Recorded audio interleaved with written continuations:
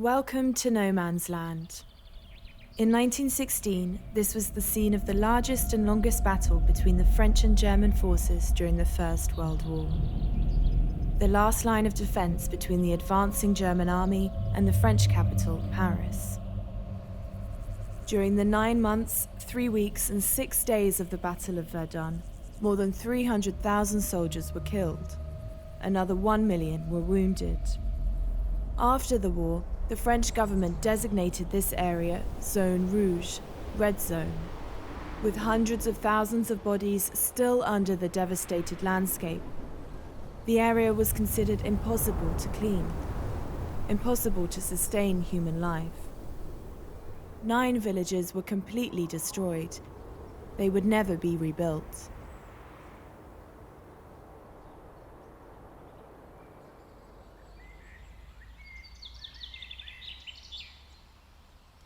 Je suis Maurice Michelet, je suis le président de la commission municipale, ce qu'on appelle le maire du village. Nous sommes à Bezonvaux, Bezonvaux qui est un des 9 villages détruits en 1916, pendant 300 jours, 300 nuits, depuis le 21 février 1916 jusqu'au 18 décembre 1916. Tout ce secteur est pilonné, pilonné, pilonné, et il n'en reste plus rien.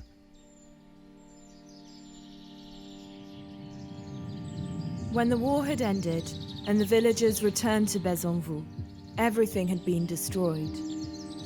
This used to be a home, but after the war, only a few walls remained standing.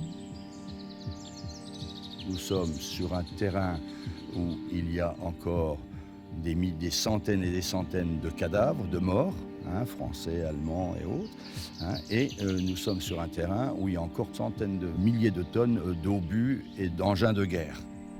Months of intense fighting produced a tortured landscape, created by heavy shelling, littered with unexploded bombs and shells, and polluted with mercury, lead, and arsenic. Before the war, this was a village of farmers and agricultural labourers, surrounded by open pasture. Avant 1916, il vit 149 habitants qui vivent de culture. Ce sont des agriculteurs, ce sont des éleveurs. La famille Collin, la famille Léonard, qui étaient des producteurs de bêtes. Et la famille Lahaye, qui aussi élevait des porcs et des volailles. Ce milieu est tout à fait tout un ensemble de production agricole et bovine. In 1919, the French government passed a law prohibiting the rehabilitation of the Zone Rouge. Where there had been villages and farms, the government planted a forest, a green sarcophagus to keep the hazardous subterranean legacy of the war locked under the soil. Après la guerre, tout ce qui est sapin et pin ont été replantés. Avec les dommages de guerre, c'est même les Allemands qui ont fourni les plantations. Mais les autres essences de bois ont été certaines replantées, certaines se sont régénérées seules. On retrouve actuellement des arbres fruitiers qui ressortent aujourd'hui, qui étaient des arbres fruitiers de l'époque, d'il y a 100 ans. At ground level, century-old shell holes have become a refuge for rare species. Orchids and endangered frogs now thrive in the former dead zone.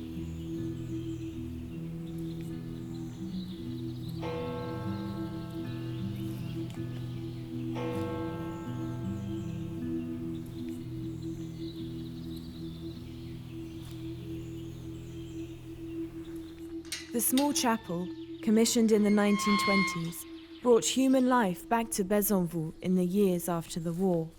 It provided sanctuary to the displaced, and today continues to be a focus for remembrance and commemoration. On voit au loin le champ de bataille, on voit ces arbres déchiquetés, c'est soigner ceux qui redescendent du front et renvoyer les troupes sur le front. Vu effectivement d'une église, puisqu'on y représente quand même beaucoup, on y représente quand même le prêtre, le Christ, la croyance et la sainteté, la chrétienté de l'époque. Today, a handful of people like Monsieur Michelet are dedicating their lives to preserving the few remnants of Verdun's lost villages and keeping alive the memory of the villagers that died for France.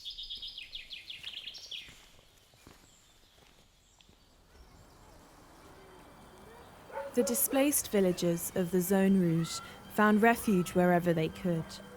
As the Zone Rouge was scaled back in the years after the war, some of the displaced returned to rebuild their lives, only a few miles from the ruins of their former homes, creating new villages with names that echoed the past, such as here in Vaudevant-dans-le.